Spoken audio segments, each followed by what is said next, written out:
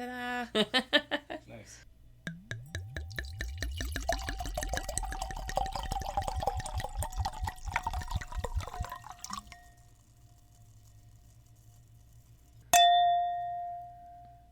You're listening to The Tales We Tell, a podcast about spooky stories, unsolved mysteries, and local lore. I'm your host, Hannah Parch. And I'm Katy.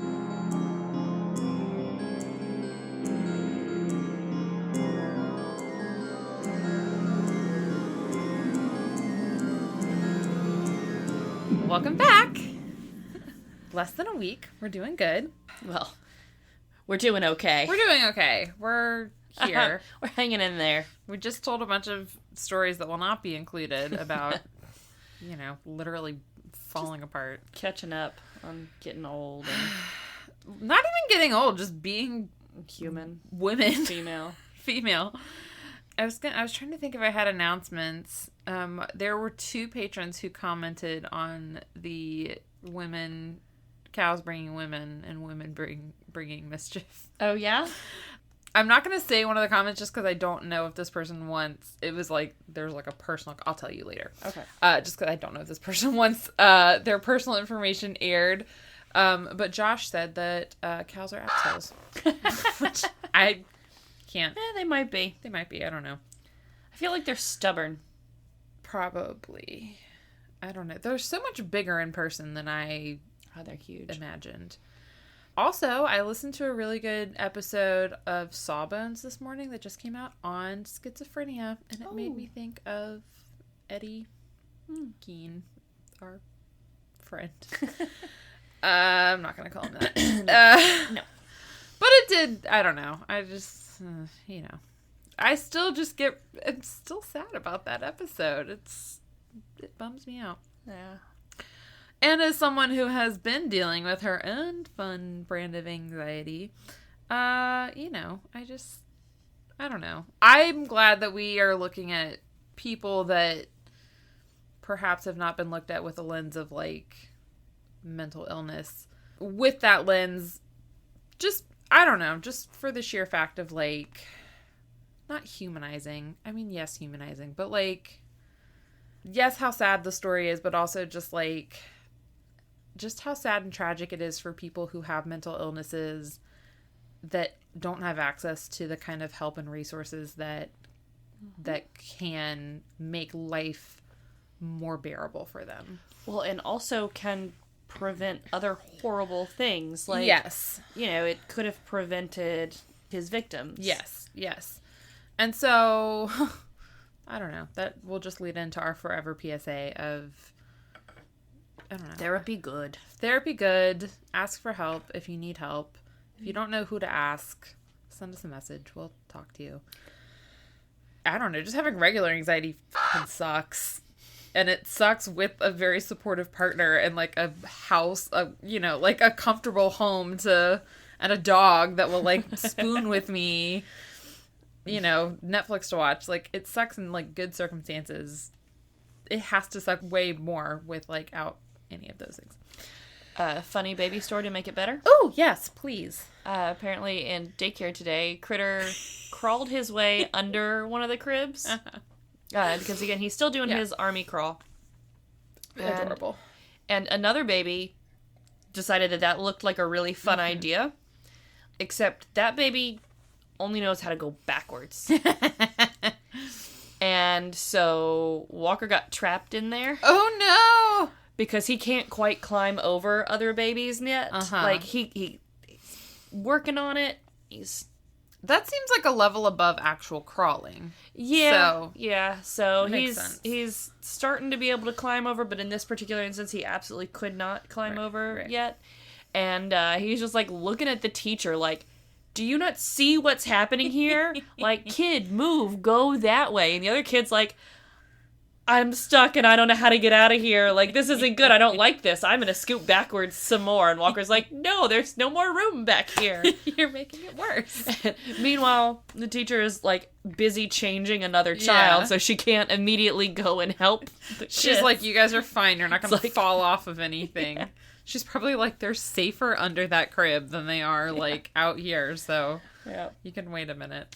But yeah, no, Walker is definitely getting to his rite of passage where he gets to like bulldoze over the non-mobile babies. Aww. Because he got crawled over by the mobile babies when he was little. So when he couldn't move anywhere, he got definitely trampled. Yeah. And now it is his turn to rightfully trample the other babies. We watched him attempt take down Tolly. Attempt that with Tolly, who to be fair was a very submissive victim, and just kind of flopped over and giggled. Tolly didn't even want to hold his head up. Tolly was real tired of that shit.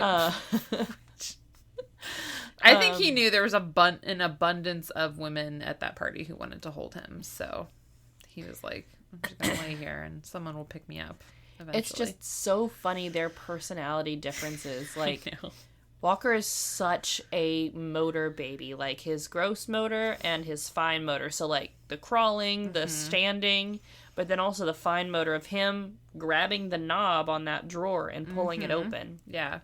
Yeah, the small things that he, like, grabs, his fine motor skills. So, maybe Tolly will be a verbal baby. Maybe he'll talk before Walker does, and Walker's clearly crawling before Tolly. Well, all I know is that when I held Walker, all he did was, like, yell at me to give him back to you. He was just, like, looking at you. This last weekend? Yeah. Was it when I was fixing a bottle for him? I don't even know. It was when you told me I could hold him. If he saw that I had a bottle... I want to say... He doesn't want anything in the way of getting to his bottle. I feel like he was just, like, very annoyed that I wasn't you. Because he just wouldn't be distracted by anything. And then I could hold Tolly and he would just pass out on me. And I was like, ugh. Well, thank goodness someone wants me to. One thing that the boys had in common, especially today... Being adorable. Obviously. Is a new special skill that they have. Is peeing out of the diaper. Both of them today. So Walker did it yesterday and again today. Like while the diaper is on? Yeah. So the diaper was on, but he peed up out of it. So you gotta like tuck it down. You gotta tuck. Yeah. Basically, he was pointed in the wrong way. Yeah, you gotta keep. So yeah, like the diaper itself totally dry, but everything above the diaper covered in pee. Good to know. Well, I have good news for you. No babies died in this episode? No babies died in this episode. That is good news. Because today I have a local, not to us, pseudo-local. A local to someone, ghost. Sorry. Yes. And her name is Resurrection Mary. Nice. I know, right? It's kind of cool. Also, you have a dossier. Yeah. The dossier. I refilled it for you. Yes. I felt real bad for not having one last time. It's all right. Oh, this is also a Dante safe episode. Oh, good. So, Dante, welcome back. Sorry you had to sit out the last one. It's for your own good. For your own good. Also, Jarek corrected me, which I'm not even mad about this, but as he was editing, he was like, oh, did you know that you actually can find those crime scene pictures online? And I was like, I don't want to know about that. I'm pretty sure you can find just about anything online. It's just a matter of looking hard enough. I think my point was more, there's a lot of fake pictures online claiming to be, like, items from his home. But he did find them, and I was like, I wish you had not shown those to me. So, anyways, don't go look for them. All right, so I'm going to tell you about Resurrection. Unless you want to. I don't know. We're not the boss of you. Yeah, whatever, unless you want to. Do what Jarek did and do it in incognito mode on your phone, which means nothing. Okay, Resurrection Mary is a ghost. And for this ghost, we are going to Illinois, not Chicago. We'll start in Chicago, and then we're going to go about 20 minutes, I assume by car, southwest to a little town called Justice. Not Chicago. Justice, Illinois. Which sounds like a place that the Winchester brothers would show up eventually, right? Also, they may have been there. I don't know. Probably.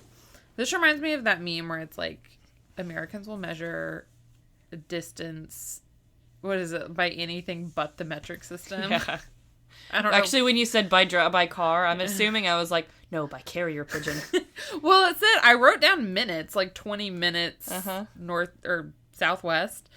And I was like, I mean, I assume that's driving. I assume it's not walking or flying. As the crow flies. As the crow flies? I don't know. Okay, so as of today, Justice has about 13,000 people. And it is home of the legend of Resurrection Mary.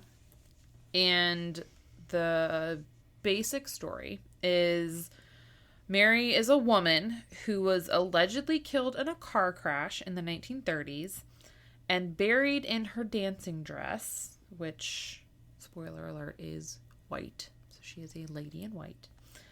And she appears to travelers along Archer Avenue near Resurrection Cemetery where she is buried. There is another slightly... Resurrection Cemetery? Resurrection Cemetery. Why? That's just asking for trouble. It's not a good name for a cemetery. Asking for trouble. And it's a huge cemetery. It's like...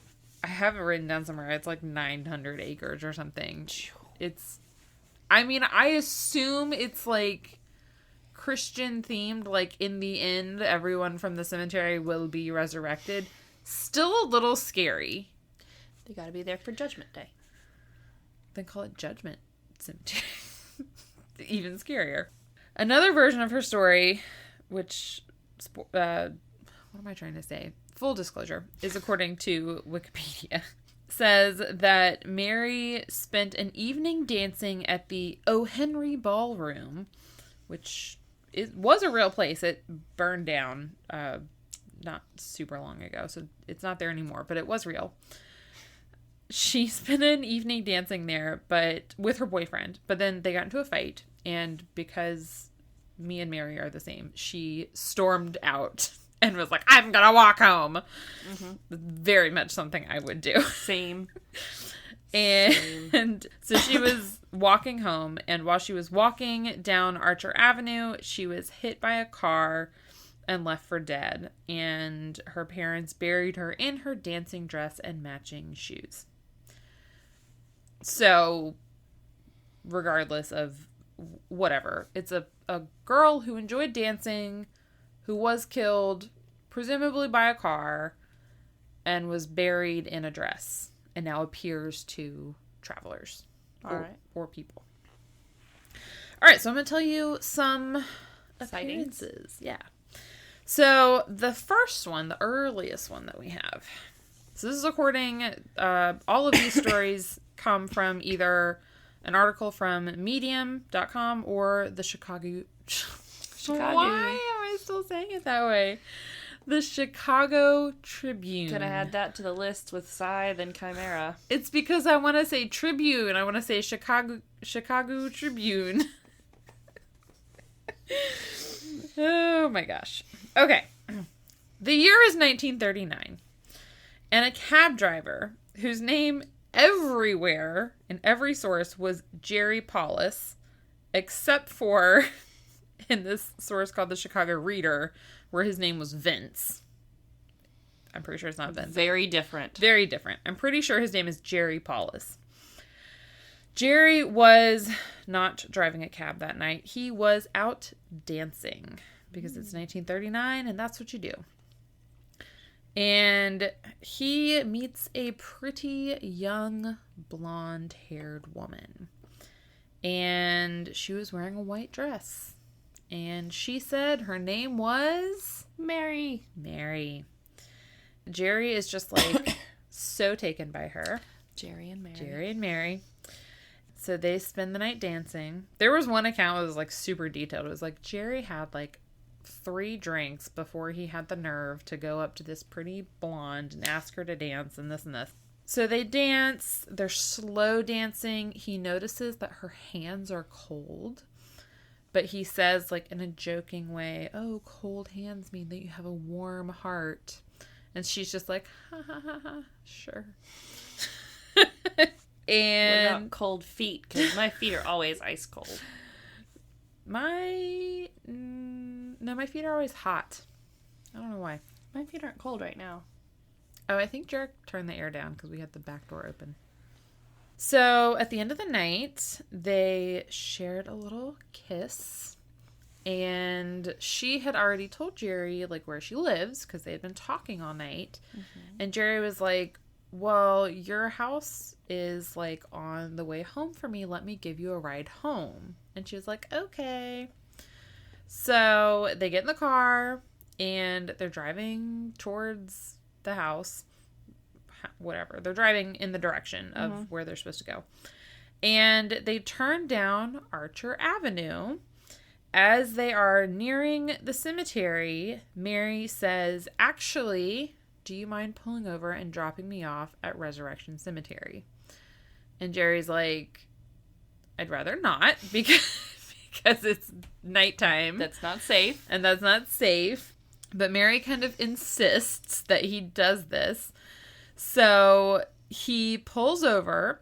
She says goodbye. I'm sure she says something, heartfelt about what a wonderful time she had.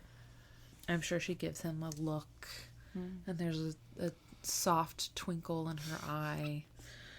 And she gets out of the car, and then she vanishes in front of his eyes. And Jerry's like, what the fuck just happened?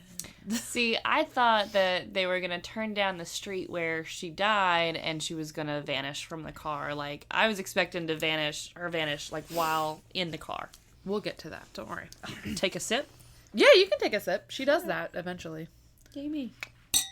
Always sounds so bad. We need to stop doing it. What, digging her... Hold on, we'll try it again. Hold it by the stem. It still sounds bad. So, these are real glasses, everyone. And we're drinking a lovely rosé that Katy brought. Because I was not on the ball today. There's no wine in my house.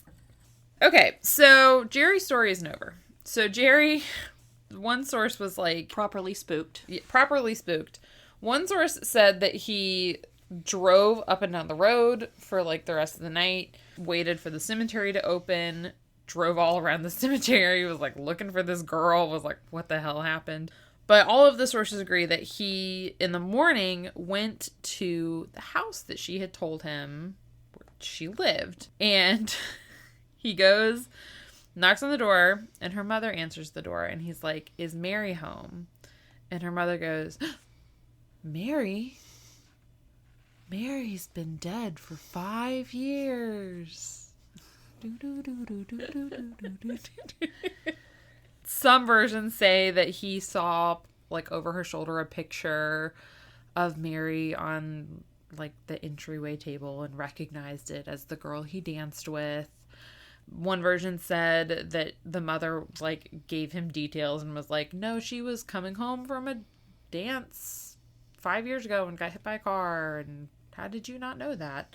See, like, if it was 5 years, I'd be, more open to his story. Mm-hmm. But if it was, like, a year or a couple of months or something, that's when I'm thinking somebody's just playing a cruel joke. Mm-hmm. Because they could have gotten, this was back in the day where, you'd give an interview for a newspaper like, oh, I just happened to be out on the street and I saw this building was on fire, and now the reporter's asking, and they're like, George Thurman of 2714 Orchard Street said, I was out for a walk and I saw the smoke. Yeah. Like, they used to put everyone's personal everything in newspapers. Yeah. So, like, it would be easy for someone to, like, see a picture of her in the newspaper. Yeah. And also get all that information. But, like, why wait 5 years to do something that cruel? Yeah.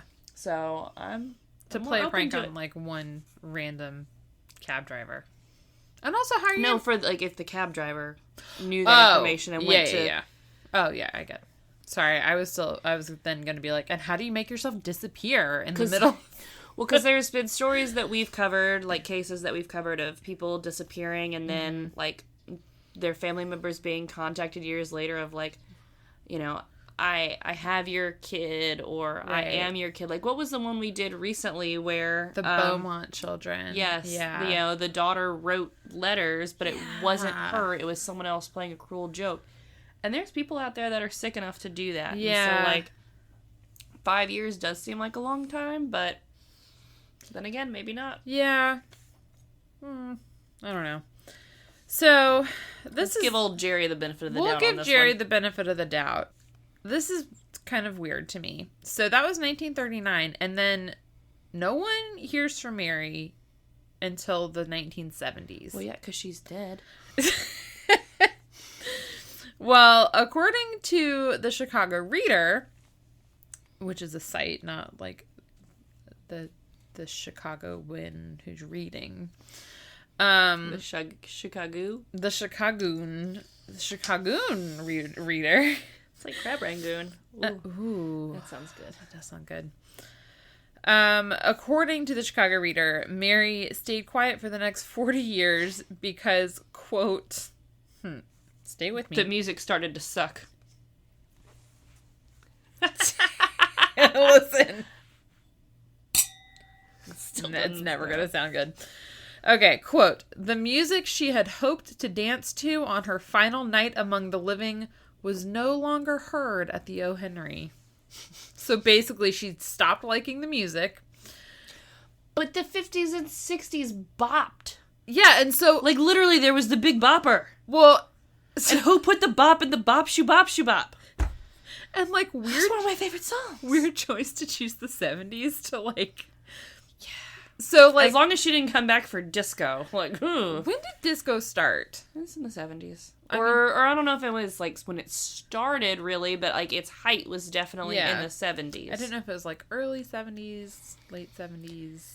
Well, you know how it kind of also evolves and stuff, too. Like, you know, grunge was, like, the entire 90s. But by the end of the 90s, it was really starting to kind of evolve, and, like, we had, like, the offshoot of, like, alternative. Yeah. And I'm not a music... like guru by any means, so like nobody at me, okay? You are a scientist, though. I am a scientist. Mm-hmm. It also evolves, but I think like mid-ish. I don't know. Okay. I don't know. I don't study disco. I prefer the other music of the 70s. And even then, like I'm not that big of a 70s. Like get my 70s rock more towards the end of the 70s into the 80s, where we get my hair metal. Here's my theory, is that she went back to her grave and was like, oh, I don't like any of this music. Or, like, the music changed, and she was like, oh, this isn't my style. And then it changed again. So, like, it changed in the 50s, she's like, it's not my style. And then in the 60s, she's like, still not my style. And then in the 70s, she was like, okay, it's probably not going to go back to the way it was in the 30s, so I might as well... try it before it gets too crazy. And then she came out in the 70s and was like, oh, I guess. Maybe the dance moves got, you know, funky enough for her. Maybe. Not to keep referencing Dahmer. Which I started, by the way. My therapist literally told me yesterday not to watch it. And I was like, I'm so sorry. I'm one episode away from being done with it. And I'm also reading, like, articles about, like, how the victims, like the victims' families, like hate it, which I totally get. And so now I like kind of feel bad. It's a whole thing. I encourage everyone to like also go read all the stuff about like what the victims' families are thinking, and like a bunch of the people are still alive. Like the last guy who escaped and like called the police, he's still alive. He's not doing well at all. That incident like totally took a bad turn on his life. Yes, I'm sure it did. But he's still alive. That wasn't that long ago. It was 91. Yeah, so it was 31 years ago, right? Yes. Oh, God, when you said 30, I was like... Yeah, it was 31 years ago. But, anyways, not to continue referencing that show. Or how old I am. Or how old we both are. The dance moves at the clubs in the 90s were also not it either. At least the dance moves that I guess white men were doing. Anyways, I'm not a great dancer, so I'm not, but I'm... Well, I don't know. In the 90s, that's when a lot of, like, the hip-hop and, like, street dancing was really kind of coming alive.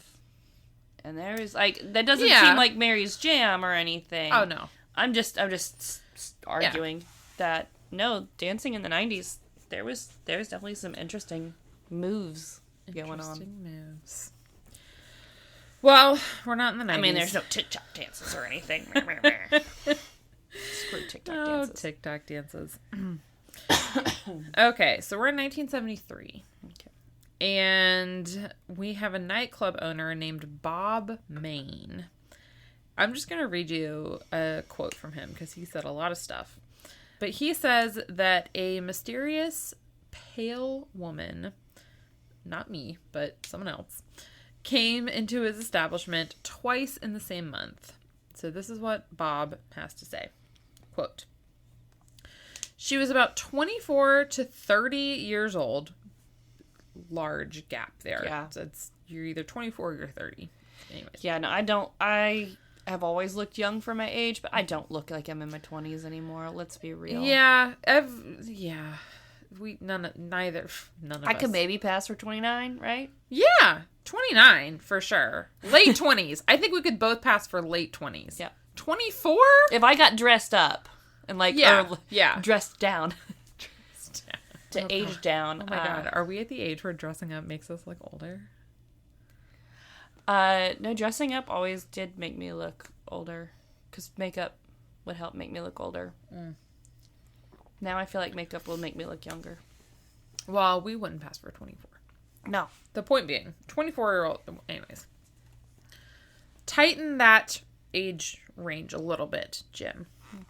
So she's young-ish. She's young. She's young. Okay.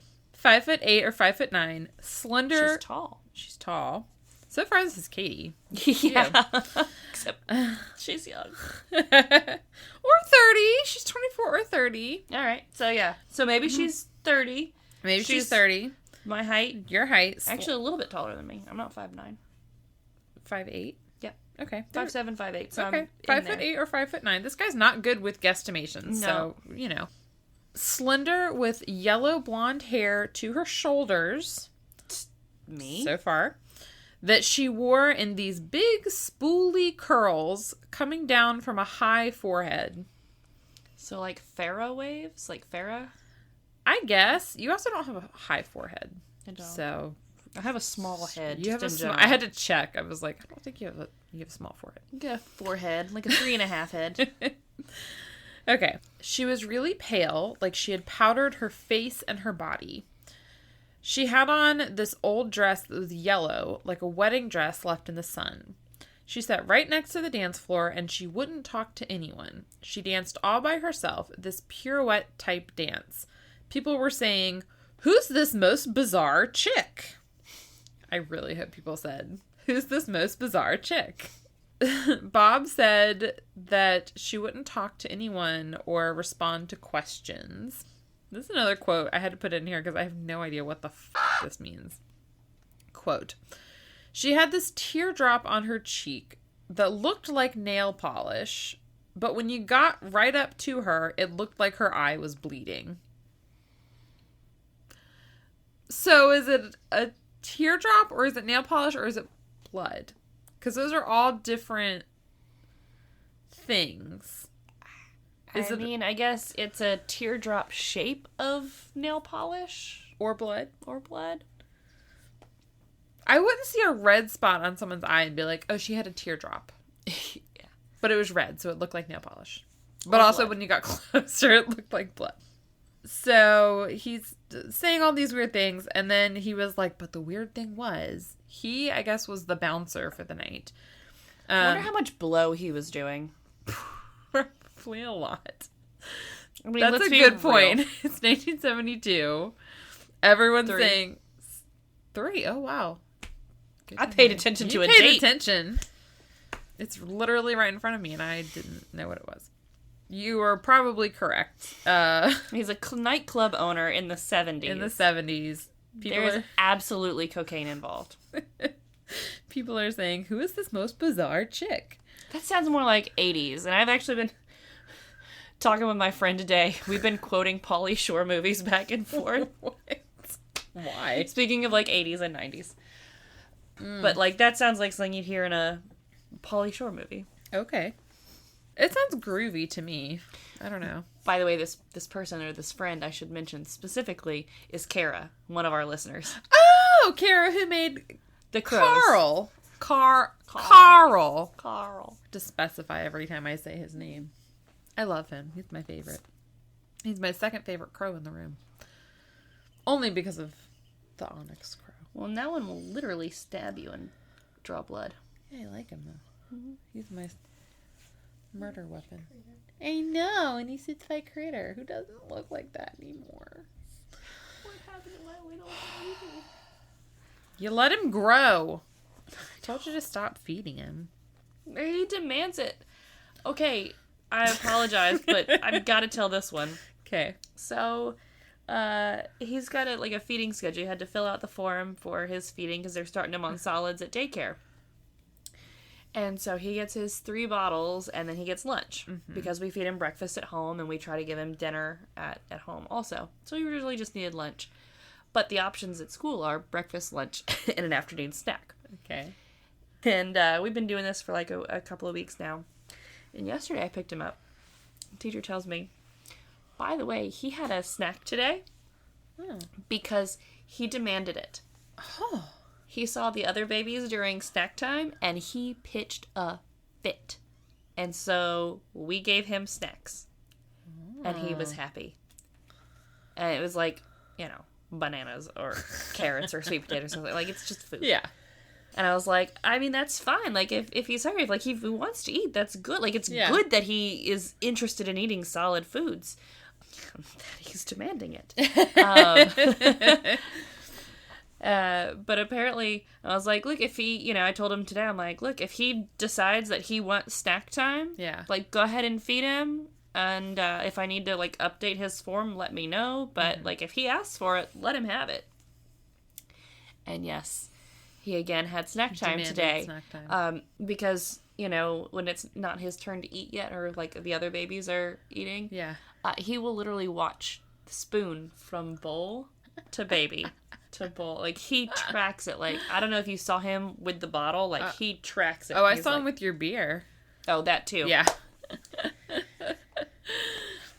I love it. I love your child. I love everything about him. He's a menace. Absolute menace. And I love him. Oh my gosh. All right. Sorry. So, the Cokehead club owner Alleged. I know. I'm sorry. Just so we're not getting sued Mr. Maine, I am not trying to... You're doing really good with remembering dates and names. No. Good grief. I really just said that one to show off. Oh, man. Okay. Must be all this good, healthy food that I'm eating and exercise that I'm doing. Look at you. It'll only last for another day. It's fine. Meanwhile, I took a muscle relaxer an hour ago. Back to our club who owner. Is also the bouncer for this particular evening. Yes. So he's like, me, the bouncer, nor the bartenders, nor any of the waitresses remember seeing this most bizarre chick coming or going. Sorry, that was my phone that's not on silent. So she was just there. She just they didn't see her come in or leave. Yep. She was just there. Never ordered a drink or apparently anything. Not. Bob says that he never attributed the strange woman to Resurrection Mary until he read an article about her, sometime, and then he was like, oh, that was probably her. Okay, so that was 73. In 76, a police sergeant was called to the Resurrection Cemetery. This is where you may pick up your dossier. Yay! Starting to wonder. I know. So, the cemetery, I was wrong, it's not 900 acres. It's 475 acres, which is still pretty big. It is gated. You can go ahead and look at the first one. So, it's a gated cemetery.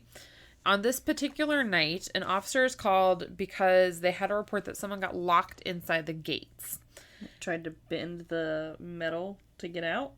Okay, I'm glad that you saw it because I had a hard time when this was the first picture I saw. It looks weird.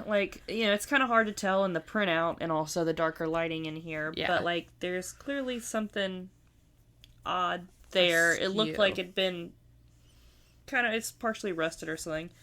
But on the head-on photo... Yeah. So, he shows up. He finds, no one is stuck in the cemetery, but he finds 2 of the bars pulled. It says 2 of the bars pulled apart. To me, it looks like 1. And then allegedly, those rust marks that you see at the time looked like blackened handprints that were scorched into the metal. Now, the official story from the cemetery is that a worker backed a truck into the gate and accidentally bent the bars, and that they tried to fix them by heating them with a metal blowtorch, and that those marks are from a glove. I don't know how safe that is. You're the scientist. Would you... I'm not a welder either. Well... I would ask a welder, not me. I don't know. I have access to those now. There's a welding school where I work. I don't know if... See, my thing about the way that this is bent, I definitely am more on the, like a truck hit it. But it's weird. So, like, if you imagine somebody with, like, you know, very strong, trying to separate bars or, like, you know, you would think that both bars would be equally, you know, bent from each other. But one of them is perfectly straight and the other one is bent. Yeah. Now, even if you're just, like, maybe you're putting all of your strength onto one of the bars and trying to pull it away because they're too strong for you to separate. Yeah. Even if you're putting, like, all of the weight and pulling in this one area, the way that this photo is from the top down, it is perfectly straight, and then there's a little bit of a bend to where it sits in the bottom. Yeah. If you were pulling on it, it should be more of like an arc. Like more, you know, concave U shape or whatever, instead of like straight down and then a bend. And that's why I would believe more getting hit by a truck. Also, canonically, can't ghosts just walk through fences?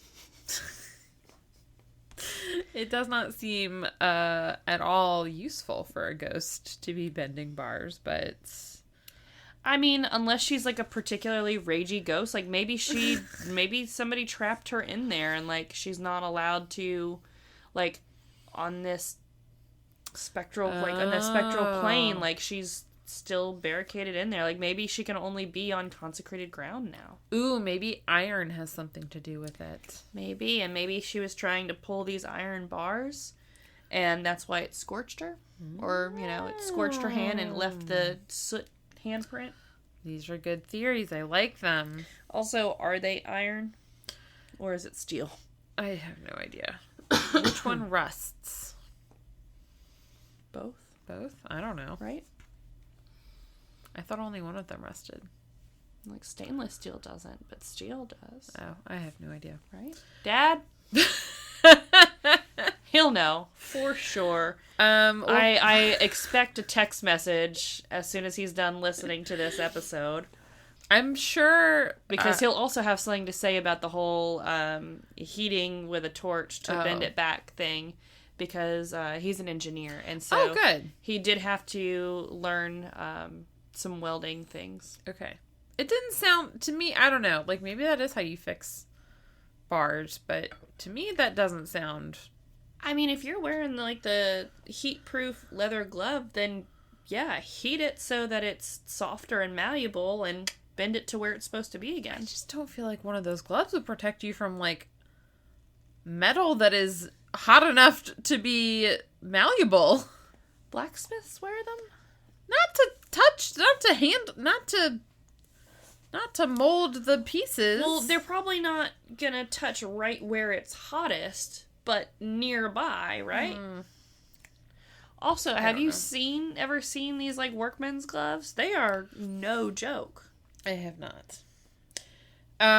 You need to hop on down to the welding school. I do. And be like, excuse me, teacher of welders. Mr. Welder. Or Miss Welder. Or Miss Welder. I'm sorry. Professor Welder. Professor Welder. Or Dr. Welder. I don't know if they give out PhDs for welding. Well, this instructor could just have a PhD. Yeah. You know. Or could have an MD and be just into welding. Let me tell you. It's not possible. It's not a gendered thing. It's not a societal intellect, whatever. Like, their doctorate could be completely unrelated to the welding situation.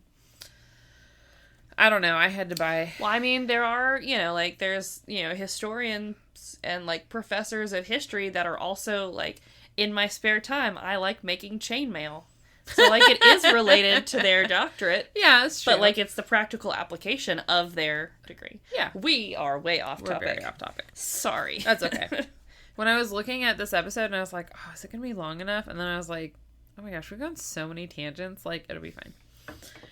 Totally fine. Fun fact is the cemetery actually removed that bar because they got sick of people, like, I guess speculating or taking pictures with it, or I don't know. But it's gone now. You can find pictures of people who took their picture with it, like, back in the day, but it's no more. So that was what year? Do you remember? That was 76. Look at you. Man.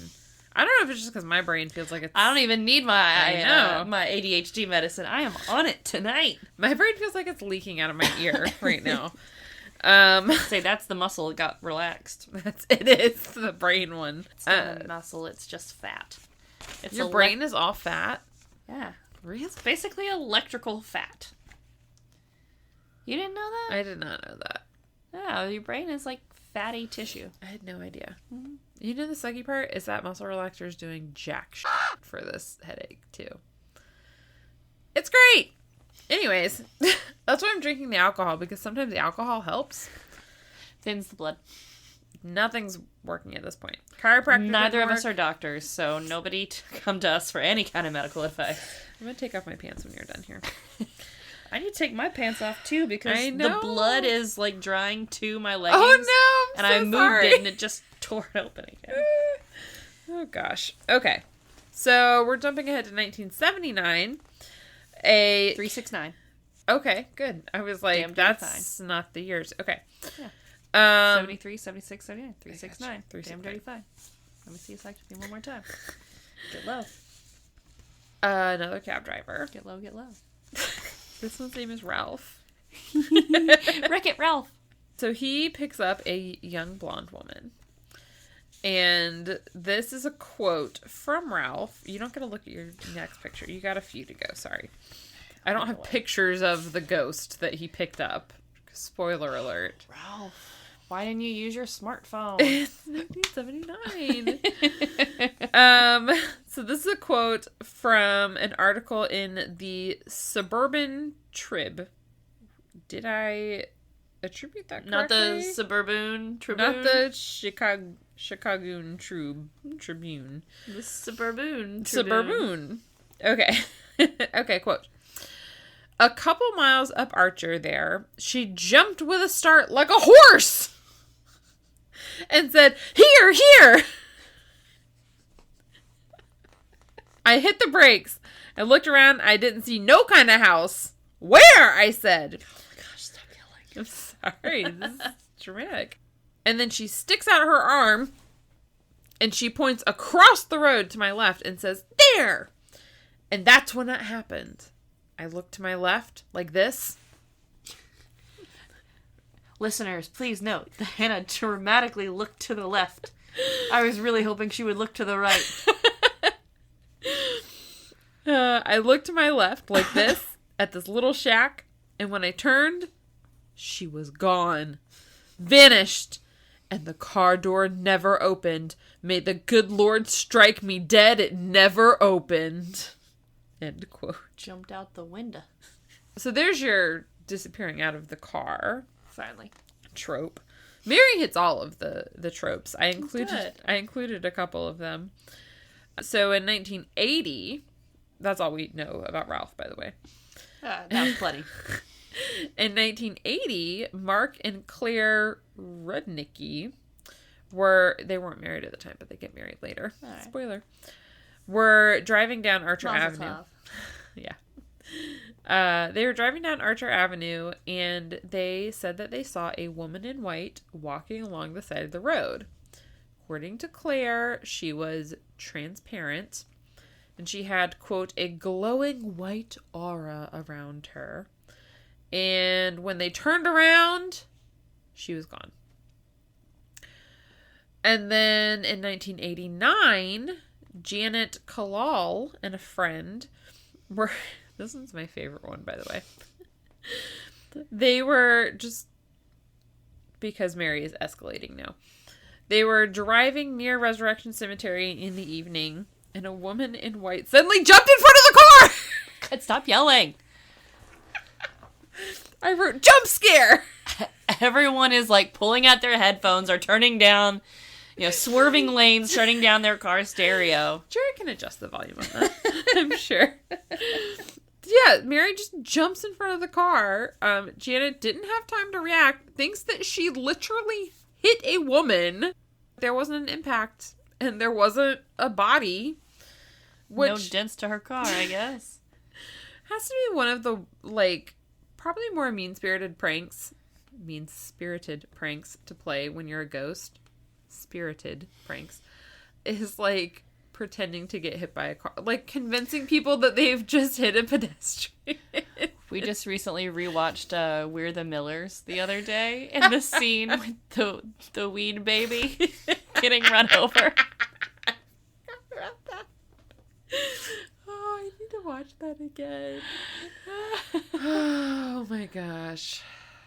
I need a happy movie to watch. Oh, and then Speed. That was the other movie that I was trying to think of that. Was there Speed and We're the Millers? No.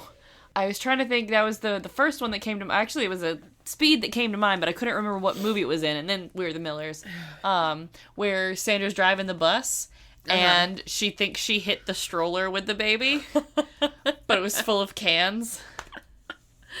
I've actually never seen Speed. So, spoilers, BT dubs. But if you haven't seen Speed by now, get with the program.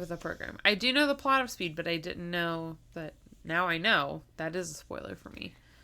If I'm well, it is a major plot point after all. She says facetiously. Because you can't see me rolling my eyes. You didn't really roll your eyes. You just kind of... I gave you a gave look. a face. Gave a look. All right, so do you want to hear some theories about who Mary might be? Yeah. Okay. Would it be Mary, the woman who was hit by a car in 1934? Yeah, but which one? There were multiple Marys that were hit by a car in 1934? Well, let me tell you. So, there's a couple unnamed possibilities. This is assuming that, the dates were maybe off a little bit. Assuming maybe Jerry misremembered and Mary's mom said... Well, Jerry apparently did have 3 drinks before even talking to this woman. That's true, and Jerry's name might have been Vince. So, who knows? You can't convince me of that.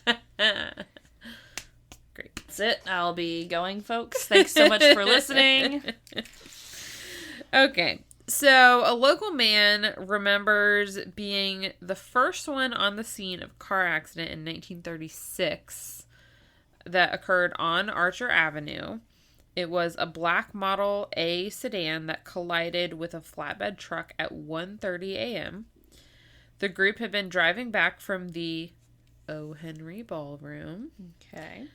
2 men and 1 woman were killed in the accident, and the local, who is, remembering the story, believes that the woman who was killed is the source of Resurrection Mary. I feel like there's some comedian, or probably multiples at this point, who have some joke about ghosts and hauntings and how they mostly seem to be women. Uh-huh. And it's probably some joke about women holding grudges. I literally had that thought. I'm like, well, if 2 men died and 1 woman, but there's only been the sightings of the woman. Yeah. I guess maybe women do hold grudges even beyond the grave. We still want to stick around, and I know I hold a grudge real bad. I do too. It is a character flaw. There is another woman whose name was Mary Miskowski of Bridgeport, Chicago, who was allegedly hit and killed by a car while crossing the street sometime in the late 1930s. And she had apparently been on her way to a Halloween party. Ooh, spooky. That's all I know about her. And I think the only reason that one comes up is because she was supposed to be on her way to a Halloween party. Ooh, spooky. Ghosts. Everyone knows if you die, doing anything associated with Halloween. You turn into a ghost. Okay. You may pick up your dossier again. Yay! So, our next big suspect for this is a woman named Marie or Mary Bergavi, who was killed in 1934 when she was 21. She's much prettier in this whole, like, line drawing than in the photo. Yeah, that's why I included both of them. Looks like she's got weird duck lips in the photo. Does it? Yeah, it looks like she's doing a weird... Oh, yeah, it kind of does. So, apparently, Marie is, like, a typo in that article, which I know is, like, too pixelated for you to read. I can see it. But her name apparently is Mary Bergavi, and she was Czechoslovakian. Records from the Satala Funeral Home near her home lists her as a 17-year-old factory worker, which 17 and 21 are very different. Very different. So... Also, I'm thinking about other sightings. She's not blonde. She's not blonde at all. She's very, very opposite of blonde. Mm-hmm. She was buried in Resurrection Cemetery on March 14th of 1934. According to findagrave.com, which I'm not going to say is a reliable source. This is a quote, and I assume anyone can put whatever the hell they want on findagrave.com. But according to this site, she was, quote, buried in her favorite orchid-colored dress and is believed to lie in an unmarked grave next to her parents. Orchid-colored? Yes. Orchids come in lots of different colors. That's what I thought.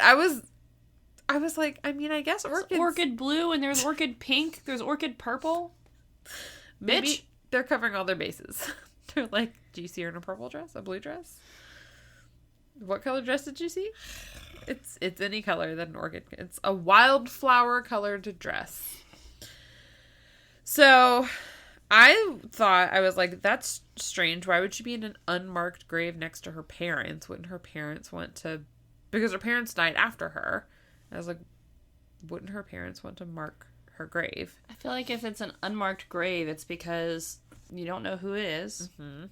Or it's someone whose grave you don't want vandalized. Right. Or, like, visited or whatever. Right. Like, no offense, I don't think she's somebody that, you know, is super famous that people are going to want to be obsessed with going to find her grave. Right. Nor does she seem like someone who's made a lot of enemies or has done a lot of evil things to the point that her grave needs to be vandalized. Right. Like, it could also be a matter of money or whatever that basically her parents couldn't afford more, like, an actual tombstone. Mm-hmm. However, when they died, maybe, you know, his life insurance policy allowed them to have, you know, that kind of funeral cost covered. Yeah. That might be a thing. So, what I read is that in the 20s and 30s, it was pretty common for cemetery plots to be sold on 25-year terms, meaning that if you didn't renew the plot every 25 years, it could be resold.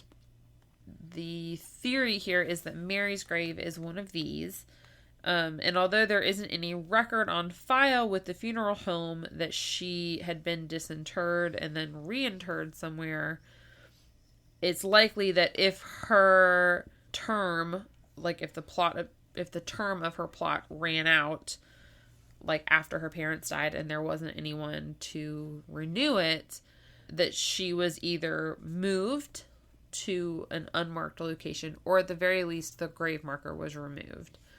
And both of those events would possibly be reason to, like, cause your spirit, I guess, to be, like, unsettled.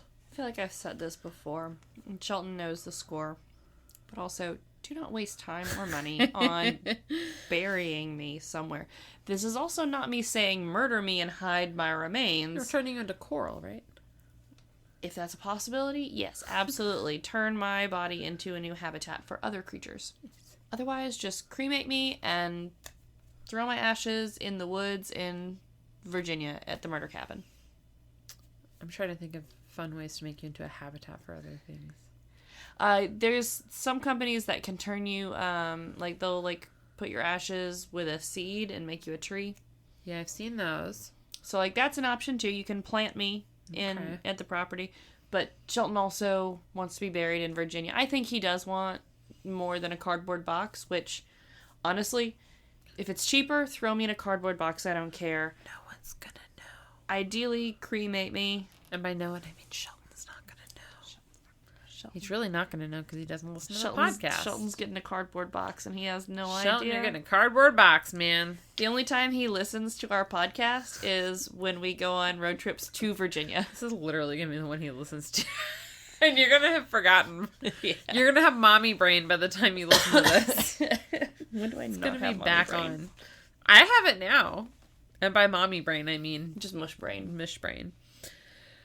Okay, so Marie/Mary is, I think she's like the top contender in most people's minds for who Mary is. But then I came across someone else. So you may look at your final dossier picture. Sorry, I was looking at pictures from the brewery that my husband sent. That's okay. Girl is killed. Yes. So this is Anna Norkus. Now I know what you're thinking. Dorcas? Norkus. That's not what I thought you were thinking. Her name isn't Mary. It's Anna. And also 12 years old? Yeah, we'll get to that part. So, Anna was born in 1914 to Lithuanian parents, and she was named Ona. What's with these Eastern European women? It's dying in Illinois. I don't know. So, Ona, and I hope I'm saying that right, is, I guess, Lithuanian for Anna. But apparently she was a very devout child, and so she adopted the middle name Marija, or Mary, for herself. And again, I don't know if I'm saying it right. It's spelled Marija. And I don't know if in Lithuanian you would pronounce the J, Marija. I have no idea. But basically, she would call herself that. Like, she adopted that as her middle name, and she would call herself that. So that's where people think the Mary comes in. She's described as a slim, blonde girl with a vivacious spirit and someone who loved to dance. And so far, she's the most on point, except for the whole she's 12 years old She's 12, thing. Right? Okay. So, she loved to dance so much that she begged her father to take her dancing for her 13th birthday. Because remember, it is the 20s. It's like the late 20s. Yeah, also not 1934. Yeah, well, whatever. So he relented, and on July 20th, 1927, he took Anna / Marija, or Mary, as well as his friend William and his date, who may or may not have also been a teenager. I'm not super clear on that. So he takes them, this group of 4, to O. Henry's ballroom. They must have had a really great time because they stayed out all night. It was 1:30 a.m. by the time that they were driving home. And shortly after they passed Resurrection Cemetery, their car fell into a 25-foot railroad cut. And Anna was pinned underneath the car and killed on impact. She was scheduled to be buried at St. Casimir Cemetery, but around this time, gravedigger strikes were super common. And apparently what would happen in the event... Makes sense for the 20s. Right. Although we did learn last week that grave digging is apparently a little easier than we thought. I've told you before. Well, also, he was going when the ground was soft, so the recently interred. That's true. He was when the ground is soft. He was re-digging. Grave re-digging is not as hard as we thought. So, in the event of a strike, what would have happened is that Anna's body would have been likely taken to the large, popular cemetery, aka Resurrection Cemetery, and held until it was able to be buried in its intended plot. The only way to kind of hold onto a body at that time was to bury it. And depending on how long and how fast decomposition set in, when the time came, like when the strike ended and it was time to move her, sometimes identification could be difficult. So there's a possibility that she was buried in Resurrection Cemetery on accident and not buried where she was intended to be buried, which would be the cause of her restless spirit if she wasn't laid to rest where her family intended or where her family is. I feel like if she's as devout as she is, she'd probably be like, this was fine. Yeah, like, just like it wasn't the plan, but you know, this is God's plan. I don't know how to reconcile the 12-year-old thing. I don't know if maybe Jerry Paulus and his 3 or 4 drinks he had, maybe she was like a very mature looking 12-year-old. I mean, she definitely looked older than 12. Yeah. But like 14. Well, she was almost 13, I think, because this celebration was for her 13th. At least in the photo, and there's no telling how old the photo was. Yeah. But like in that photo, yeah, no, she does not look in her 20s at all. Either between 24 or 30? Yeah, absolutely not. And ghosts don't age. Oh, they don't? So one thing I was going to kind of bring up earlier, too, before we started getting into this, and it kind of derailed it, was the interesting differences between the witnesses and how they appeared. So, you know, to Jerry, she was not only a solid woman, like he could touch her, right, and hold her hands, dance with her, right. To the nightclub owner, she also looked solid, like a regular woman, but her white dress had yellowed. Yeah. And maybe looked a little different, but still solid. And then to the young, not quite married couple, she looked transparent. Yeah. And I've always thought it interesting how, you know, the supposed same ghost can appear so vastly different to people. And I guess you could argue, like, some people are more in touch with the spiritual plane than others. Yeah. And all that fun hoopla. Yeah.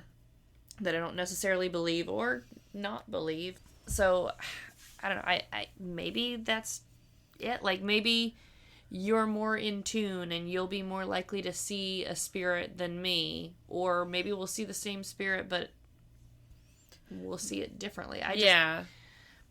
Or maybe it's about, like, what headspace you're in, you know, because Jerry might have been drinking. I mean, he was drinking. Yeah. You know, maybe he was interacting with a spirit, but he's remembering it differently because he was probably a little drunk at the time. Yeah. You know, maybe Ralph, the cab driver, this was his, like, 50th ride he'd given that night, and so he was a little tired. And so maybe she was a little transparent. He just didn't notice. You know? You're right. But how one will appear 24 to 30 versus 12. Yeah, I'm going to say that Bob isn't a good judge of ages. We'll just not ever go to him and ask how old we look, because I feel like he's just going to add 15 years onto it. So, the mystery of who Resurrection Mary is may never be solved. However, I'm going to end on a fun note. There is a bar in Justice, Illinois called Chet's Melody Lounge, and they leave a Bloody Mary on the bar, at the end of the bar, every night for Resurrection Mary. They said she's never shown up to drink it, but the owner says that it does disappear sometimes because it's free. Okay, we haven't said this in a while, but road trip. I know! I will let the purple fade from my hair so I can be blonde and tall and pale. Nice. I will wear a white dress. Nice. I'll put big curls in my hair. Nice. And I will go and I will take that Bloody Mary. Do it. My gentle suggestion is, if she's 12, maybe make her something that's not a Bloody Shirley Mary. Temple. Yeah, like, not everyone likes Bloody Marys. I don't like a savory drink. Bloody Marys are, like, the only exception. Don't give me anything with an egg in it. But other than that, like, yeah, I do like a good Bloody Mary. I don't like them. But, I do... As it's not too thick. I don't like any... Or too boozy. It feels... I'm picturing drinking tomato soup with vodka in it. It just doesn't sound good. I do have... Because obviously I looked up Chet's Melody Lounge. I couldn't find a menu online. It looks just like a dive bar. Perfect. But I did find some fun reviews, and I just want to read a couple of them to you. Let's hear them. Just to get an idea. Vernita, 4 years ago, gave it 3 stars and said, haven't seen a fight in a long time. Peggy, a year ago, gave it 5 stars and said, the beer is cheap and so are the ladies. She said some other nice things, but this is what she ended with. And I was like, what does that mean, Peggy? The beer is cheap and so are the ladies. Now I really want to go in, like, a really old-fashioned white dress. I want to go be so freaking out of place. Punk Princess, 4 years ago, gave it 1 star. Oh. She said, was at karaoke last night, and the DJ was sleeping the whole time. She means karaoke. They have karaoke occasionally. But it's spelled Karoeke. Karaoke. And then finally, Mark K, a month ago, gave it 5 stars and said, great place to have a few drinks, and the most important thing is that Kevin hangs out there, and that's enough for me. I want to go hang out with Kevin. He sounds cool. So, that is the story of Resurrection Mary in Justice, Illinois. And I hope that was a little more lighthearted. Do they have an Instagram? Because if they do, we need to tag them. Let's see. So if you want to see some pictures of twisted metal bars and old newsprint of deceased women, or any other pictures from all of our other episodes, sometimes cute pictures of Critter, or Tully's on there sometimes too, right? Sometimes, yeah. You can check out our Facebook and Instagram at The Tales We Tell Podcast. If you want to see these photos but don't do the social media, you can check out our website, thetaleswetellpodcast.com. And if you want to support us, get yourself some sweet, sweet swag. The holidays are on their way. They make great gifts. Check out our Redbubble store. Search The Tales We Tell. And if you want to support us without getting yourself any stuff, but you do want maybe some stickers and love notes and bonus content, like the bonus episode we did recently of hybrid, human-animal combos. Man pansies. The Chuman. You can become a patron at patreon.com. Search The Tales We Tell. Yep. And that's all. And until next week. Love you. Bye. I don't know. We gotta do it in sync. We gotta do our obnoxious Valley Girl sign off. Okay. I was gonna say we're both apparently conscious. Mush brain. Okay. Bye. Bye.